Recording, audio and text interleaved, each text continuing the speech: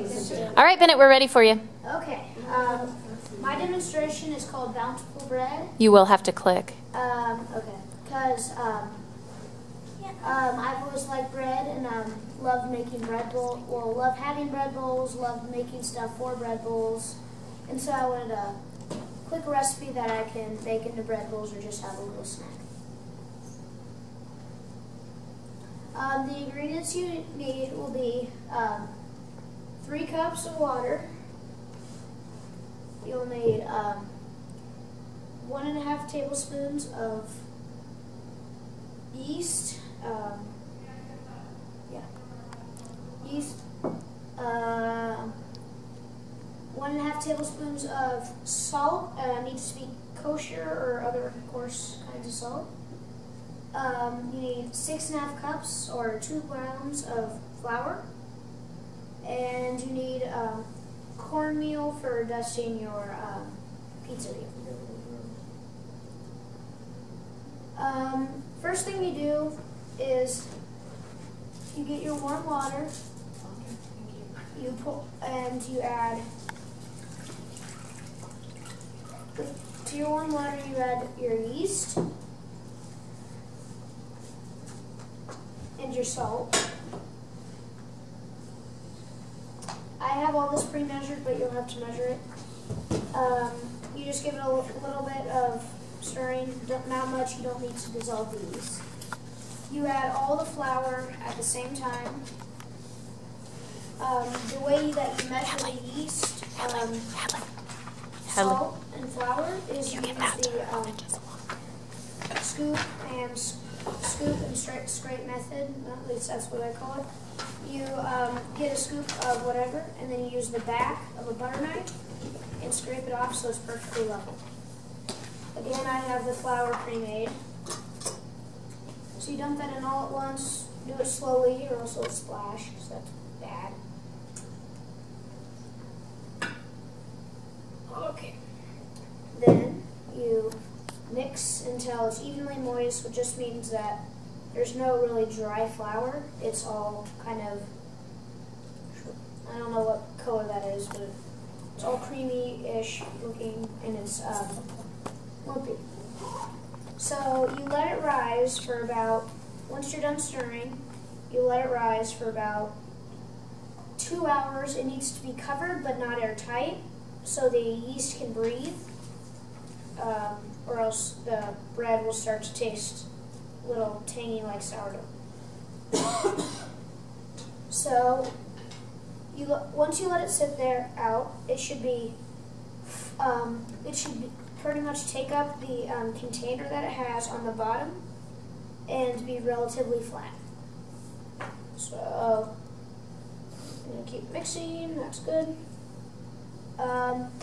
So you put it in the refrigerator until you want to bake it. But the dough only lasts 2 weeks in the refrigerator, but I bet you'll eat it soon. It's awesome. So what you want to do is quickly cloak and shape, which kind of resembles an octopus.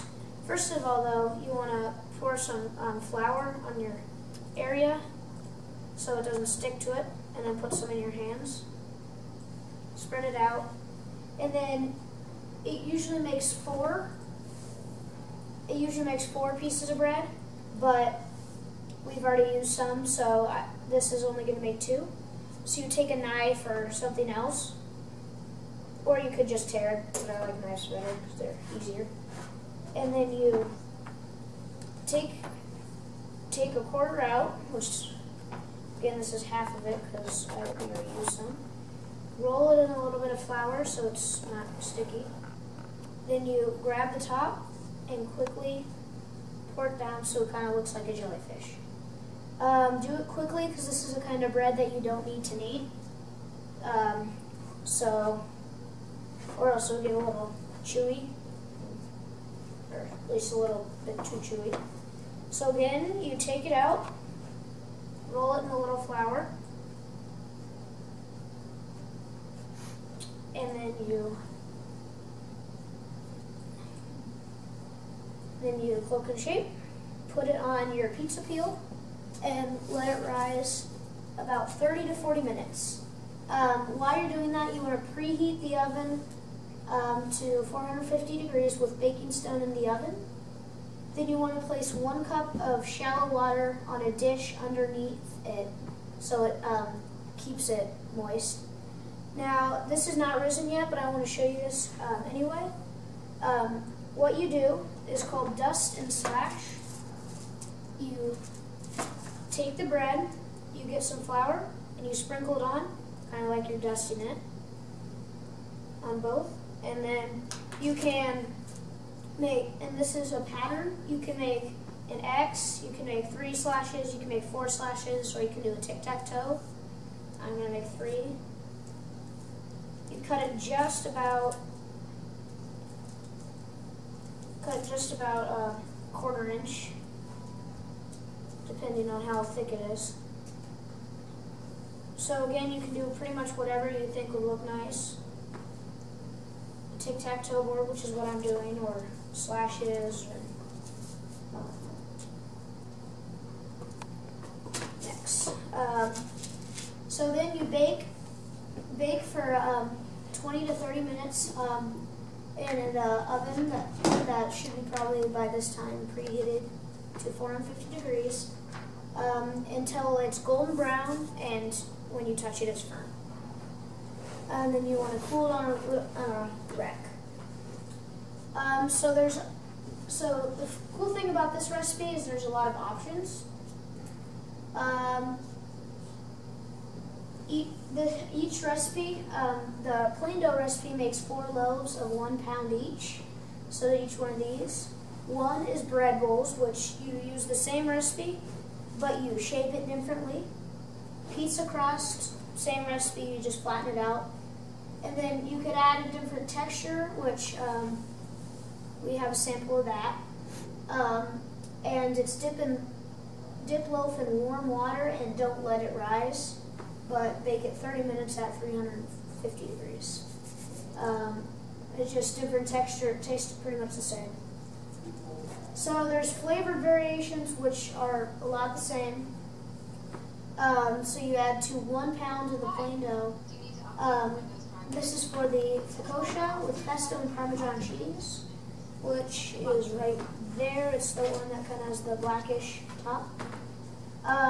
You need olive oil for greasing the cookie sheet, 2 tablespoons of pesto, 2 tablespoons of olive oil, plus 1 teaspoon for drizzling. You don't need the drizzling, but if you want to add flavor, you can. A 1/4 cup grated Parmesan cheese. You don't have to grate it, you can just buy some cheese at the store. You need coarse salt and pepper for sprinkling on top. Again, you don't need that either, but it just adds flavor.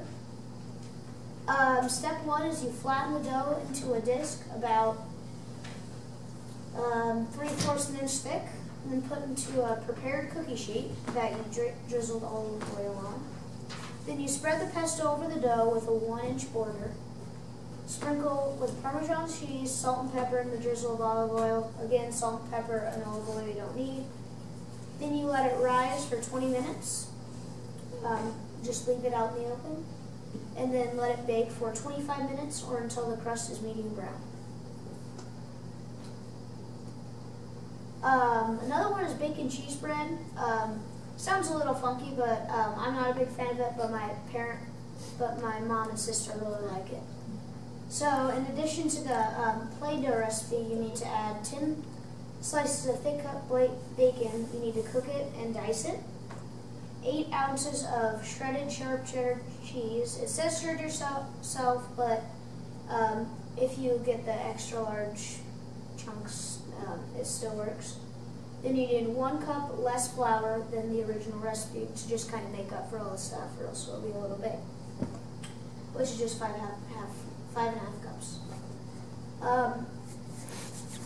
The last one is rosemary garlic bread, which you take the plain dough recipe, but you add 2 tablespoons of crushed rosemary, 4 roasted cloves of garlic. You want to chop the top 1/4 off and drizzle with olive oil, and then bake at 50 degrees for 30 minutes. Then you need 1 cup less flour, like the bacon recipe, which is 5.5 cups. So, does anybody have any questions? So do you make bread a lot at your house? This is my first time really that I can remember doing it, but it's actually surprisingly easy. Now we do. So you guys really like the recipe? Yeah, it's very good. It is. Cool, so the reason why I did this is because, the reason why you should do this is because you can prepare the recipe pretty much whenever, pop it in the fridge, and whenever you get hungry, you want a snack, feel like having garlic bread even, take it out, bake it, and you have fresh baked bread for dinner or snack. Here's my references. They're also on your paper. Those of you who didn't get one, I'll pass them on. Yeah, that's it. Good job. So, Hadley, would you like to give everybody one page?